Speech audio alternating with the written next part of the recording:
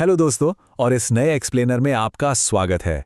आज हम RRB NTPC 2016 exam के सोर्स मटेरियल की एक ऐसी डीप डाइव करने वाले हैं जो सच में आपको सोचने पर मजबूर कर देगी।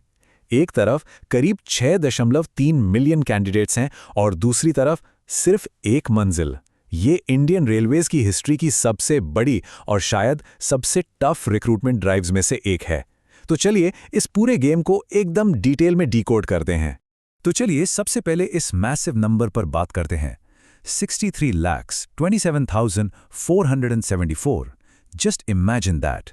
ये सिर्फ एक आंकड़ा नहीं है, ये लिटरली इस बात का प्रूफ है कि इस साल कंपटीशन किस लेवल पर होने वाला है। एक एक सीट के लिए हजारों लोग फाइट कर रहे हैं। इस शेयर स्केल के आगे बिना किसी सॉलिड डेटा बैक्ड स्ट्रैटेजी के उतरना, समझ लीजिए अपने ही पैरों पर कुल्हाड़ी मारने जैसा है। आज के इस एक्सप्लेनर का रोड मैप बिल्कुल क्लियर रखेंगे। हम 5 मेन पॉइंट्स कवर करेंगे। पहला, लगातार घटती हुई वैकेंसीज। दूसरा, ग्रेजुएट और अंडर ग्रेजुएट पोस्ट के रास्ते। तीसरा, इन हैंड सैलरी का सच। चौथा, CBT 1 क्रैक करने की स्ट्रैटेजी। और लास्ट में एग्जाम डे की वो लॉजिस्टिक्स जो आप मिस नहीं कर सकते। फटाफट आगे बढ़ते हैं। Number 1, shrinking vacancies and rising stakes. यहां हम कंपटीशन की रियलिटी चेक करेंगे। अब इस ट्रेंड को ध्यान से देखिए, ये एक्चुअली काफी शॉकिंग है। 2019 में जहां हमारे पास 35,000 से ज्यादा वैकेंसीज थी, 2024-25 आते आते ये नंबर गिरकर 11,500 के आसपास रह गया। और अब 2025-26 में सिर्फ 8,868 वैकेंसीज। इस स्टीप मल्टी ईयर रिडक्शन का क्लियर मतलब यह है कि वैकेंसीज ऑलमोस्ट एक चौथाई रह गई हैं। तो कट ऑफ्स फॉर श्योर इस बार हिस्ट्री में सबसे ज्यादा फियर्स होने वाले हैं। और अगर हम रीजन वाइज देखें तो क्लियर पता चलता है कि अपॉर्चुनिटीज बिल्कुल भी इक्वली डिवाइडेड नहीं है। बिलासपुर को ही ले लीजिए, वहां ग्रेजुएट लेवल के लिए मैसिव 864 पोस्ट्स हैं, जबकि अंडर ग्रेजुएट्स के लिए सिर्फ 69। लिटरली कोई कंपैरिजन ही नहीं है। वहीं अगर आप कैलकाटा या मुंबई देखें तो वहां बैलेंस थोड़ा बेटर है। मतलब आप किस जोन से अप्लाई कर रहे हैं, ये अकेले ही आपका कट ऑफ स्कोर डिसाइड कर सकता है। Moving on to number 2, graduate versus undergraduate paths. अपने लिए सही रास्ता चुनना बहुत जरूरी है। देखो, सबसे अहम बात है इन एलिजिबिलिटी डिफरेंसेस को समझना। ग्रेजुएट लेवल के लिए आपको डिग्री चाहिए और एज लिमिट 18 से 33 साल है। वहीं 12th लेवल पोस्ट की अगर बात करें तो वहां 12th पास होने के साथ साथ कंप्यूटर टाइपिंग प्रोफिशिएंसी मस्ट है। और हां, एज लिमिट वहां स्ट्रिक्ट 18 से 30 साल रखी गई है। तो सबसे पहले तो ये क्लियर होना चाहिए कि आप कहां फिट बैठते हैं। जॉब रोल्स की बात करें तो दोनों में जमीन आसमान का फर्क है। ग्रेजुएट ट्रैक पर आपको स्टेशन मास्टर या गुड्स ट्रेन मैनेजर जैसे heavy on ground operational roles मिलते हैं। दूसरी तरफ 12th लेवल ट्रैक पर कमर्शियल टिकट क्लर्क और जूनियर क्लर्क जैसी पोस्ट हैं, जो प्योरली डेस्क और क्लरिकल जॉब्स हैं। रेलवे नेटवर्क को दोनों की उतनी ही जरूरत है, बट आपको डिसाइड करना है कि आपका एप्टीट्यूड किसके लिए बेटर है। Section 3, unpacking the NTPC salary. मेहनत के बाद रिवॉर्ड भी तो देखना पड़ेगा ना। अब आते हैं उस चीज पर जिसका सबको इंतजार रहता है, पैसा। यहां बेसिक सैलरी का एक क्लियर ब्रेकडाउन है। 7th पे कमीशन के हिसाब से यूजी पोस्ट्स लेवल 2 और 3 में आती हैं, जिनकी बेसिक पे करीब 19,900 से स्टार्ट होती है। वहीं ग्रेजुएट पोस्ट्स लेवल 5 और 6 में हैं, स्टार्टिंग फ्रॉम 29,200। पर सुनिए, ये सिर्फ बेसिक पे है।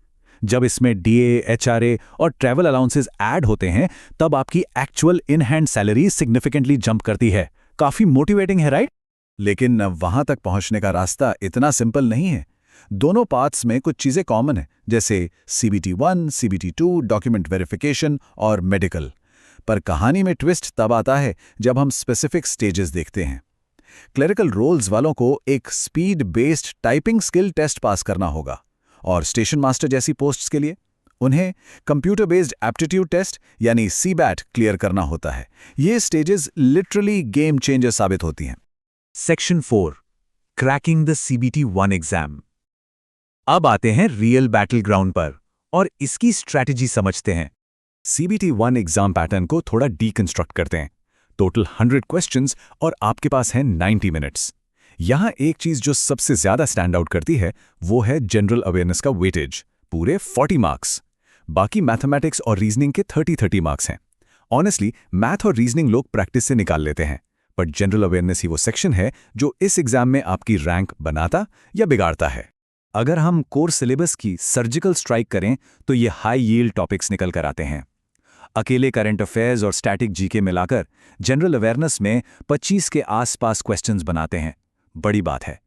इसलिए एक solid daily study routine set करना एब्सोल्यूट मस्ट है।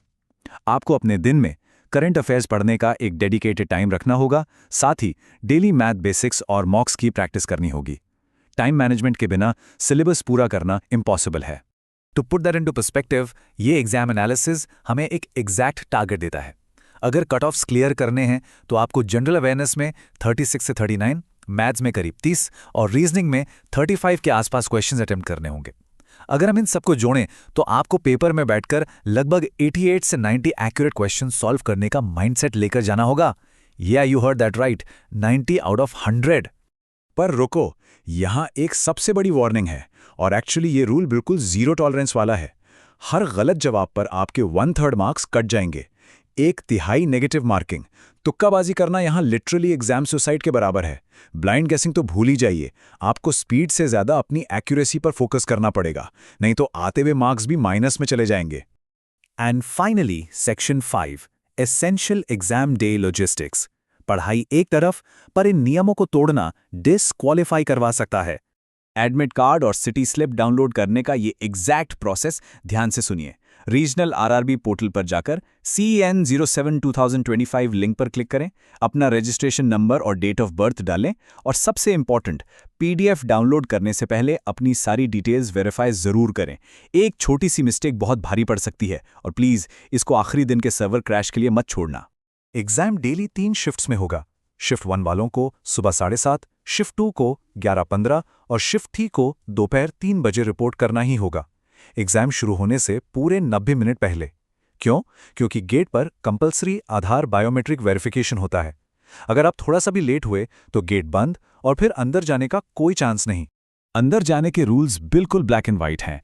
एक प्रिंटेड ई-कॉल लेटर, ओरिजिनल और वैलिड फोटो आईडी जैसे आधार या पैन, और एक रीसेंट पासपोर्ट फोटो। ये आपका मस्ट कैरी बैग है। और बैंड आइटम्स, कोई मोबाइल नहीं, कोई स्मार्ट वॉच नहीं, यहां तक कि किसी भी तरह की मेटालिक ज्वेलरी तक टोटली स्ट्रिक्टली बैंड है। इन नियमों में कोई छूट या आर्ग्यूमेंट नहीं चलता। तो पूरा एनालिसिस यहां आकर एक पॉइंट पर ठहर जाता है। 6.3 मिलियन लोग और सिर्फ 8,868 वैकेंसीज कम होती जा रही हैं और कंपटीशन आसमान छू रहा है। सो मेरा आखिरी सवाल आपसे ये है, क्या आपकी प्रिपरेशन स्ट्रैटेजी और टाइम मैनेजमेंट इतना सॉलिड है कि इन 63 लाख लोगों को पीछे छोड़कर आप इंडियन रेलवेज में अपनी एक सीट पक्की कर सकें? इस पर ज़रूर सोचिएगा। आज के इस एक्सप्लेनर में बस इतना ही। जुड़े रहने के लिए बहुत बहुत शुक्रिया।